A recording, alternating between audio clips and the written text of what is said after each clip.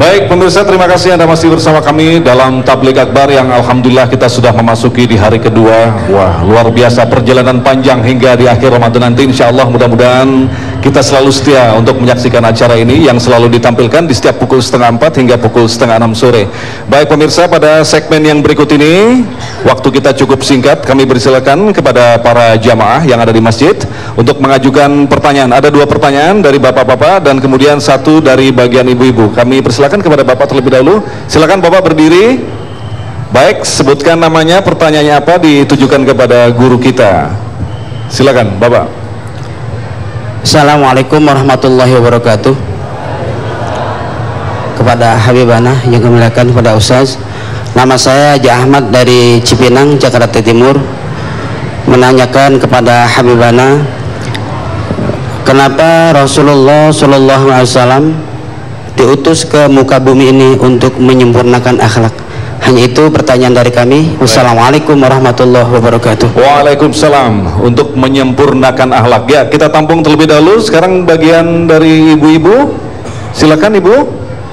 Assalamualaikum warahmatullahi wabarakatuh. Saya ingin menunjukkan kepada Ustadz Sahrul.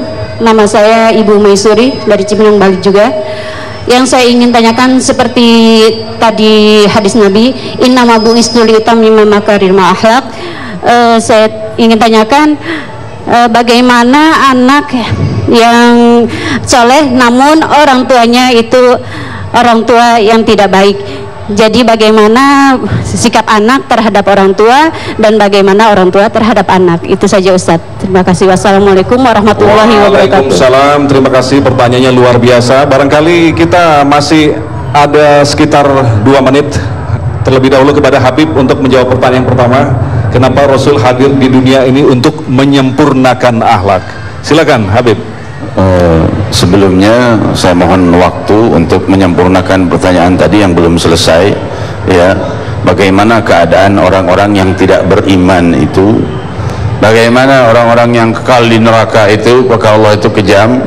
Ya, tadi kan ditanyakan sama saudari kita ibu tadi yang mengatakan bahwa mereka banyak yang berbuat baik kepada hewan, berkasih sayang dan lain sebagainya, pada manusia berkasih sayang, berderma dan lain sebagainya. Kemana mereka nasibnya?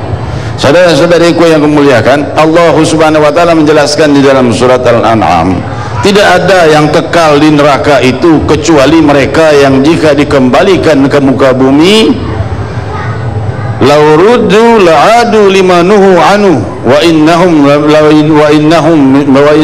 minal kadzibin atau kama qala wa innahum lakadzibun.